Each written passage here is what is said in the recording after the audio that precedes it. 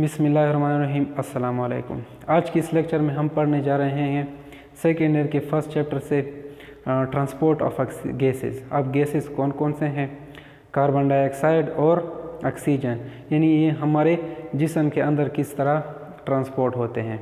तो पहले इसमें हम पढ़ते हैं transport of oxygen. Transport of oxygen क्या है? इट इज़ यानी oxygen is transported by haemoglobin. अब हीमोग्लोबिन क्या है? ये एक किस्म का प्रोटीन है। हीमोग्लोबिन में क्या होता है? हीमोग्लोबिन में 4 हीम के मॉलिक्यूल होते हैं और हीम के मॉलिक्यूल के अंदर आयरन एटम प्रेजेंट होता है। अब इसके बाद हम देखते हैं कि ये ऑक्सीजन हीमोग्लोबिन के साथ किस तरह बाइंड होता है। Oxygen and iron make a covalent bond. Oxygen और आयरन कोवेलेंट बॉन्ड बनाते हैं यहाँ पे, और इसी तरह ऑक्सीजन हीमोग्लोबिन के साथ बाइंड होके ऑक्सी हीमोग्लोबिन बनाता है। अब इसके बाद क्या है? ऑक्सीजन और आयरन की बॉन्ड की वजह से iron and oxygen bond give light red colour to blood. जो ब्लड का कलर होता है रेड कलर, ये असल में ऑक्सीजन और आयरन की बॉन्ड की वजह से होता है। सिर्फ हीमोग्लोबिन की वजह से नहीं होता, बल्कि ऑक्सीजन का भी इसके साथ शामिल होना ज़रूरी है। इसके बाद क्या है? पार्शली सैचुरेटेड हीमोग्लोबिन और फुली सैचुरेटेड हीमोग्लोबिन। ये इस तरह है कि जब ऑक्सीजन के एटम 4 हीम मॉलिक्यूल में से 1 या 2 के साथ बाइंड हो जाए तो इसको क्या कहते हैं? Partially saturated haemoglobin. और फुली सैचुरेटेड क्या है? When all the atoms occupy hemoglobin, जितने भी हीमोग्लोबिन मॉलिक्यूल ब्लड में प्रेजेंट होते हैं, अगर इन सब के साथ हर हीम मॉलिक्यूल के साथ ऑक्सीजन बाइंड हो जाए तो इसको क्या कहते हैं? Fully saturated haemoglobin. Hb का मतलब होता है हीमोग्लोबिन। अच्छा, इसके बाद है पार्शियल प्रेशर। अब पार्शियल प्रेशर हम इसमें क्यों पढ़ रहे हैं? क्योंकि पार्शियल प्रेशर का ऑक्सीजन के पार्शियल प्रेशर का ऑक्सीजन के हीमोग्लोबिन के साथ बाइंडिंग और इसकी से डिसोसिएशन में बहुत बड़ा किरदार होता है। तो पार्शियल प्रेशर क्या है?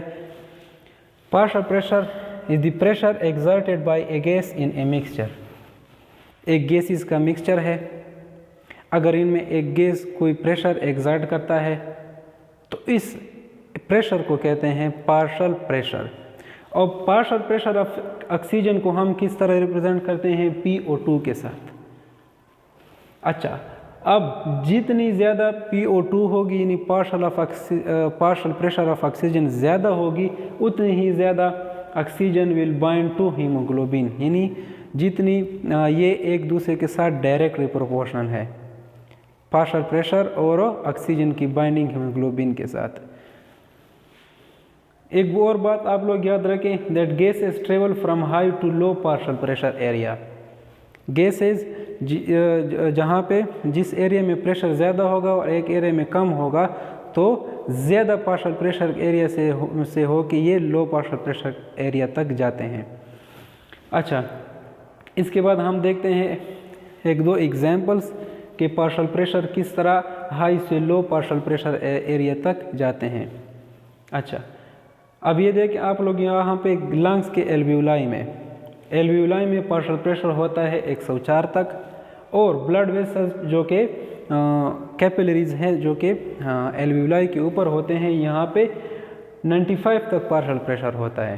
तो ऑक्सीजन हमारे लंग्स से होके ब्लड वेसल तक जाता है और इस तरह फिर आर्टरीज में शामिल हो जाता है और ऑक्सी हीमोग्लोबिन बन जाता है।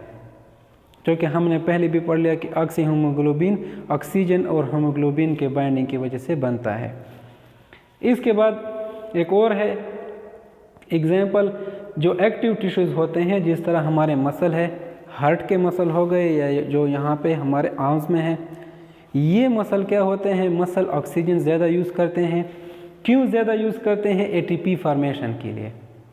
जब ATP फॉर्मेशन के लिए ऑक्सीजन ज़्यादा यूज़ करेंगे तो फिर क्या होगा?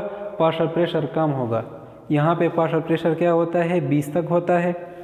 और हमारे जो ब्लड वेसल्स हैं यानी कैपिलरीज, इसमें 100 तक होता है या 95 तक। क्या होता है इसका प्रेशर, पार्शियल प्रेशर ऑक्सीजन का। तो फिर किस तरह होता है, हमारे ब्लड से होके ऑक्सीजन मसल्स तक चला जाता है। तो ये भी एक दूसरा एग्जाम्पल हो गया कि गैसेस किस तरह हाई पार्शियल प्रेशर एरिया से लो पार्शियल प्रेशर एरिया तक जाते हैं। और इसके अलावा आप लोग एक और बात भी याद रखें कि जितना ज़्यादा pH होगा उतनी ही ज़्यादा ही ऑक्सी हीमोग्लोबिन बनेगी।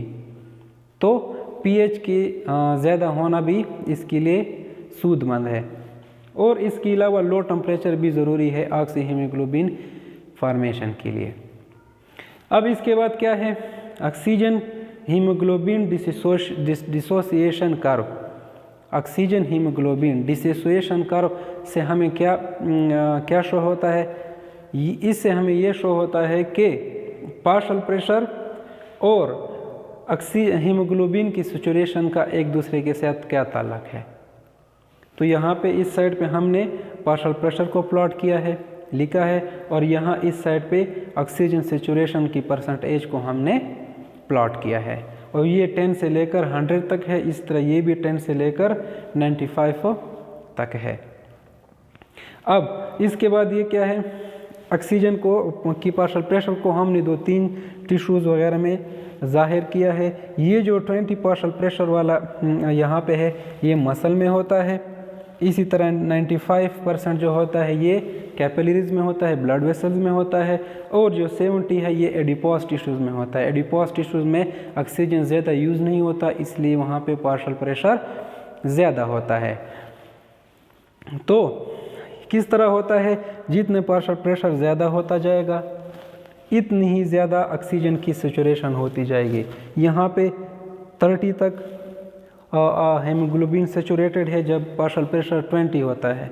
जब ये 40 होता है तो तब ये तकरीबन 70 तक सैचुरेटेड होता है। और इसके अलावा जब ये 70 पे होता है तो तकरीबन 90% सैचुरेटेड होता है। और ये जो हमारे ब्लड वेसल्स है तो ब्लड वेसल्स में क्या होता है, ऑक्सीजन 100% सैचुरेटेड होता है।